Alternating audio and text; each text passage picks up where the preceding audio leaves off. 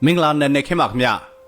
ဂျိုရှွာဘန်ကမနေ့ကပဲသူ့အတွက်အားလက်ချိန်တွေကုံဆုံးသွားပြီးအလုပ်ထဲကိုပြန်ဝင်ရမယ့်အချိန်မျိုးရောက်ပြီးဆိုပြီး status တင်ခဲ့တယ်တဘောကတော့သူ့အနေနဲ့ဒီလေ့ကျင့်ပြင်ဆင်တဲ့အပိုင်းတွေကိုပြန်ပြီးအာရုံစိုက်တော့မယ်ဆိုတာပြည်သက်တွေကိုအသိပေးလိုက်တာတို့ပေတိတိုင်အောင်သူ့အနေနဲ့နောက်ထပ်ပွဲတက်စရာအကြောင်းရင်းဖန်လာပွဲရှိတယ်ဘလို့ပွဲမျိုးလဲဆိုတော့ War MMA အဝက်စူပေးပွဲမျိုးဒီစူပေးပွဲနဲ့ပတ်သက်လို့ကျွန်တော်ရဲ့ပြည်သက်တချို့ကစက်တိုက်မေးခွန်းတွေထုတ်ခဲ့ကြတယ်ဘာဖြစ်လို့လဲဆိုတော့ပုံမှန်အားဖြင့် War MMA အဝက်စူပေးပွဲကဒီဇင်ဘာလဝန်းကျင်လောက်မှာကျင်းပတာရှေ့ကချီးမြှင့်ခဲ့တဲ့အခမ်းအနားတွေတုန်းကအဲ့ဒီဇင်ဘာလဝန်းကျင်မှာပဲကျင်းပပြီးတော့သူတို့ကစုတွေကိုချီးမြှင့်ခဲ့တာပြီးခဲ့တဲ့ဒီဇင်ဘာလအတွင်းတုန်းကတော့ War MMA အဝက်စူပေးပွဲကျင်းပခဲ့ခြင်းမရှိဘူးဘလို့အကြောင်းရင်းကြောင့်လဲမသိဘူးဟိုးလွန်ခဲ့တဲ့ပြီးခဲ့တဲ့ရက်ပိုင်းအတွင်းကတော့ဒီ Fighter Only Magazine က War MMA အဝက်စူပေးပွဲကျင်းပမယ်ဆိုပြီးတရားဝင်ထပ်ပြီးကြေညာလိုက်တယ်ဒီတစ်ခါကျင်းပမယ်ပြိုင်ပွဲကအနေအချင်းတော့ထူးခြားတယ်အကျဉ်းရအဖြစ်ပြောမယ်ဆိုရင်တော့19ကြိမ်မြောက်ဖြစ်ကျင်းပတ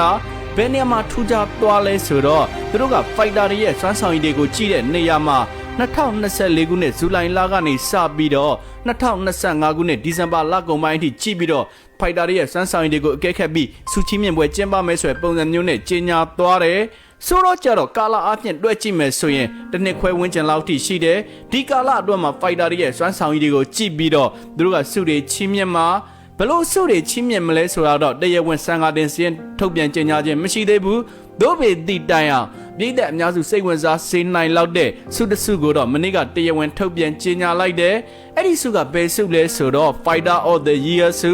Fighter of the Year စုစံကားတင်စရင်မှာဘာဖြစ်လို့ကျွန်တော်ကလိုပုံစံမျိုးပြောနေရလဲဆိုတော့ကျွန်တော် Fighter လေး Joshua Ben နဲ့ Brandon Roberto ထိုးတက်ခဲ့တဲ့ပွဲကစံကားတင်စင်းမှာပါနေတယ်ဒီပွဲကကမ္ဘာကျော်သတင်းဌာနကြီးတွေကနေသတ်မှတ်တဲ့2025ခုနှစ်ရဲ့အကောင်းဆုံးပွဲဖြစ်လက်သတ်မှတ်ခံခဲ့ရတယ် UFC ကသတ်မှတ်ခဲ့တဲ့အကောင်းဆုံးပွဲလည်းဖြစ်ခဲ့တယ်ဆိုတော့ကြတော့အခု War MMA အဝက်စူပေးပွဲကချီးမြှင့်လာမဲ့အနေအထားမျိုးမှာဒီစုကို Joshua Ben နဲ့ Brandon Roberto တွဲဆိုင်ကရရှိဖို့အတွက်ရာဂိုင်းနဲ့တော်လေးများတယ်လို့ဆိုထားကြည့်ခြင်းနဲ့အခြားသောစုတွေနဲ့ပတ်သက်လို့တော့စံကားတင်စင်းတွေတရားဝင်ထုတ်ပြန်ကြေညာခြင်းမရှိသေးဘူးသို့တော်ဖြစ်လာနိုင်တဲ့အခင်းကျင်းတစ်ခုကိုကျွန်တော်ထပ်ပြီးတော့ခံမှန်းကြည့်ခြင်းနဲ့ Joshua Ben ကမြန်မာကိုစားပြုထိုးတဲ့ Fighter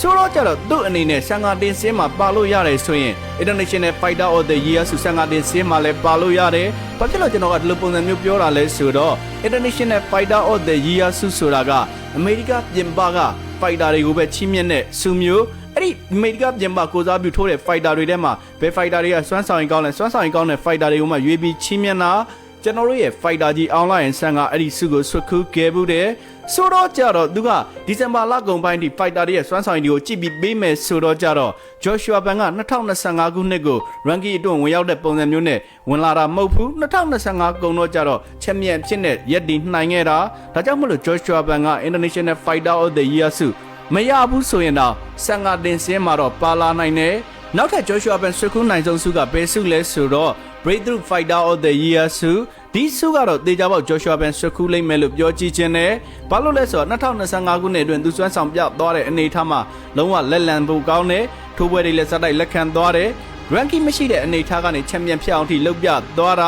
ဆိုတော့ကြတော့ War MMA အဝက်စုကအခြားစုတွေအတွက်စံကားတင်စင်းတွေမချညာသေးတိတိုင်အောင်ဒူးစုတွေမှာတော့ Joshua Ben ရဖို့ရာဂိုင်းတော့များတယ်ဒါကြောင့်မို့လို့ Joshua Ben အနေနဲ့သူ့ရဲ့ဒီလေ့ကျင့်ရေးအစီအစဉ်တွေကိုပြန်ပြီးအာရုံစိုက်နေပြီလို့ဆိုသည့်တိုင်အောင်ဒီစုတွေကိုတက်ရောက်ရယူဖို့အတွက်နောက်ထပ်အစီအစဉ်တွေထပ်ပြီးထွက်ပေါ်လာကောင်းပေါ်လာနိုင်ခြေရှိသေးတယ်ဒီ War MMA စုပေးပွဲကိုဘယ်ချိန်မှကျင်းပမှာလဲဆိုတော့ရှေ့လာမယ့်ဇူလိုင်လ10ရက်နေ့မှာကျင်းပမှာဘယ်နေရာမှာလဲဆိုတော့ Las Vegas မှာကျင်းပမှာဘာဖြစ်လို့သူတို့ကအဲ့ Las Vegas ကိုရွေးပြီးတော့ဒီလိုရက်မျိုးမှာကျင်းပတာလဲဆိုတော့ International Fight Week ကာလနဲ့တိုက်ဆိုင်ပြီးတော့ကျင်းပတာလို့ဆိုတယ်အဲ့ဒီ International Fight Week ကာလကဇူလိုင်လ9ရက်နေ့မှာစမယ်ကော်နာမက်ဂရီဂေါနဲ့မက်ဆိုလိုဝေးတို့ကမကြေပွဲထိုးကြမယ်ဒီလိုအနေအထားမျိုးလဲရှိတဲ့အတွက် War MMA အဝက်စုကို Las Vegas မှာကျင်းပမယ်ဇူလိုင်လ10ရက်နေ့မှာကျင်းပမယ် Joshua Ben တက်ရောက်ပြီးတော့အောင်ပွဲခံအောင်မလားစုတွေရယူအောင်မလားဆိုတာစောင့်ကြည့်အကဲခတ်လိုက်ကြရအောင်မ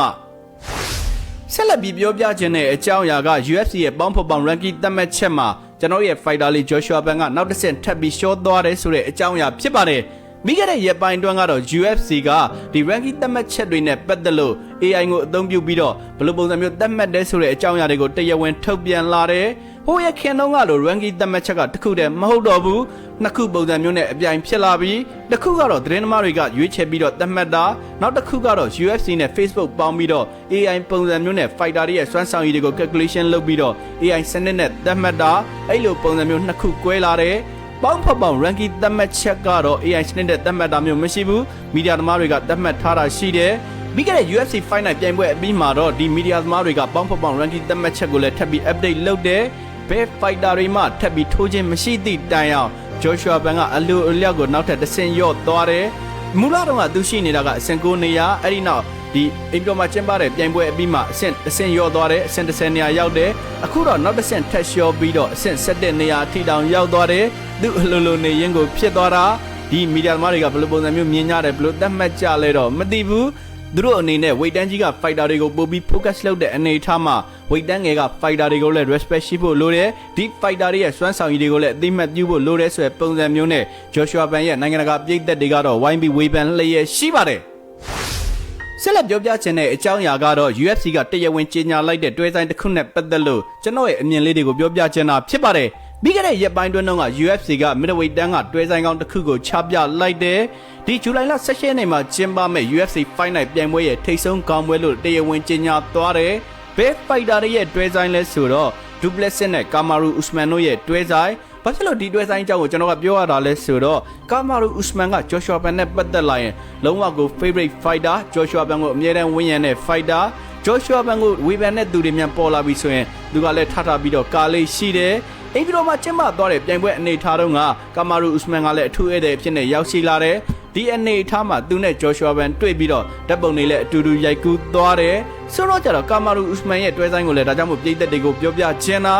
ကာမာရူဥစမန်ကမူလာတုန်းကတော့ဝေသာဝိတ်တန်းခေါင်းဆောင်မှာပဲကစားတယ်ဟမ်ဇက်ချမိုင်ယက်နဲ့ပွဲတုန်းကတော့သူက short notice ပုံစံမျိုးနဲ့မီဒဝိတ်တန်းအထိတက်ပြီးကစားတယ်အဲ့လိုအနေထားမျိုးနဲ့ဒီတစ်ခါမှတော့ Duplessis နဲ့ရင်ဆိုင်တော့မယ် Duplessis ကမီဒဝိတ်တန်း fighterကာမာရူဥစမန်ကဝိတ်တန်းတက်ပြီးတော့မီဒဝိတ်တန်းခေါင်းဆောင်အောက်ကနေ Duplessis နဲ့ရင်ဆိုင်ကစားမှာဖြစ်ပါတယ်ဒီပွဲတရားဝင်ချပြလိုက်တဲ့အနေအထားမှာ Duplessis ကဘယ်လိုပုံစံမျိုးပြောလာလဲဆိုတော့သူကပြည်သက်တွေကိုသူတွဲဆိုင်ချပြတော့မယ်ဆိုပြီးကြေညာခဲ့တာကြာပြီသို့တော်လည်းပဲတရားဝင်ချပြနိုင်တာကအခုမှချပြနိုင်တယ်ဘလို့အကြောင်းရင်းကြောင့်လဲဆိုတော့ကာမာရူဥစမန်ကြောင့်ကာမာရူဥစမန်ကထိုးပွဲဆိုင်ရာစာချုပ်မှာလက်မှတ်ရေးမထိုးဘဲနဲ့အချိန်တွေဆွဲနေတဲ့အတွက်အခုလိုပုံစံမျိုးကြံ့ကြာနေခဲ့တာသူ့အနေနဲ့တော့ဒီ Imavov နဲ့ထိုးခြင်းနဲ့ Imavov ကဒီ Champion Quest စင်ခေါ်ဖို့နီးစပ်နေတဲ့ fighterတို့ပေတီတိုင်အောင်တစ်ဖက်ကနေပြန်ပြီးစဉ်းစားလိုက်ရင်လေကာမာရူဥစမန်ဆိုတာကဝေသာဝိတ်တန်းမှာချန်ပီယံခွက်တွေအများကြီးသိမ်းပိုက်ခဲ့တဲ့ fighter ပြီးတော့ ground game ကိုလည်းအားပြုကစားတယ်ရှောင်းစထရလန်ကိုလည်းအနိုင်ရဘူးတယ်ဟမ်ဇက်ချမိုင်ယက်နဲ့လည်းနင်လာငါလာထိုးဘူးတယ်ဒါလို့စွမ်းဆောင်ရည်မျိုးတွေကြောင့်သူ့အနေနဲ့ကာမာရူဥစမန်နဲ့ထိုးတာလဲအမှားယွင်းမရှိဘူးနိုင်ဘူးဆိုတဲ့ပုံစံမျိုးနဲ့ဒီပွဲကိုလက်ခံပြီးထိုးတာဖြစ်တဲ့ဆိုတဲ့အကြောင်းကိုရှင်းပြသွားတယ်နောက်ထပ်ပြောပြခြင်းတဲ့အကြောင်းအရာက Duplessis ကအခုလိုပုံစံမျိုးနာမည်မကြီးခင်တုန်းကဒီ Kicklet FC ကိုလာပြီးလေ့ကျင့်ခဲ့ဘူးတယ်။ online ဆန်တို့နဲ့လေ့ကျင့်ခဲ့ဘူးတယ်။ဒီလိုအနေထားမျိုးကြောင့် Kamaru Usman နဲ့သူ့အကြားမှာတယောက်ကြောင်တယောက်တော့အနေချင်းတော့တီးလိမ့်မယ်။ရှေ့မှာတော့ဆိုရင် Duplessis ကဒီ Kicklet FC က fighter ဟောင်းတယောက်ဖြစ်တဲ့တချိန်ကလည်းအတူတူလေ့ကျင့်ခဲ့ဘူးတဲ့ Derek Brunson နဲ့ထိုးခဲ့ဘူးတယ်။သူကအနိုင်ရတယ်။အဲ့နောက်မှာတော့ Brandon Allen တို့လို fighter နဲ့အပြန်အလှန်စကားပြောတာမျိုးရှိပေမဲ့တရားဝင်တေးတင်းနဲ့ပေါ်ပေါက်လာခြင်းမရှိဘူးအခုတော့နောက်ထပ် Kicklet FC က fighter တယောက်ဖြစ်တဲ့ Kamaru Usman နဲ့ထပ်ပြီးထိပ်တိုက်တွေ့ပြန်ပြီး Kamaru Usman အနေနဲ့ဝိတ်တန်းတက်ပြီးထိုးတဲ့အနေအထားမှာစွမ်းဆောင်ရည်ကဘယ်လိုပုံစံမျိုးရှိမလဲနောက်ထပ်ချန်ပီယံကပတ်နီးစပ်ဖို့အတွက်ဘယ်လောက်ထိခြေလက်နေလှမ်းသွားမလဲဒီတွဲဆိုင်ကိုလိုပုံစံမျိုးနဲ့စောင့်ကြည့်ရမှာဖြစ်ပါတယ်